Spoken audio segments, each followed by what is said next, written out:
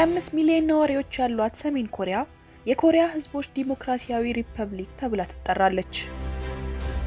ምንም እንኳን በስሟ ላይ ዲሞክራሲያዊ የሚል ቅጥያ ቢኖርም በስማቸው ላይ ዲሞክራሲያዊ የሚል መጠሪያ ኖሯቸው ነገር ግን ዲሞክራሲን ከማያውቁ በርካታ የዓለም ሀገራት አንዷ ናት። በአምባገነናዊ መንግስት የምትታወቀው ሰሜን ኮሪያ በጦር አቅሟና በበርካታ የወታደር ቁጥር የዓለምን ትኩረት የሳበች ተብላ ትታወቃለች። ከሁሉም በላይ ግን የሀገሪቱ ህጎች በርካቶችን ያስደመመና ያስደነገጠ ነው። ውድ ቤተሰቦቻችን በዚህ ዝግጅት ከሁለትና ሶስት ሀገራት ውጪ ከሌሎች የዓለም ሀገራት ጋር ምንም አይነት ግንኙነት ስለማታደርገው ለዜጎቿ ነፃ አገልግሎት ስለምትሰጠው የዘመን አቆጣጠሯን 2 ጊዜ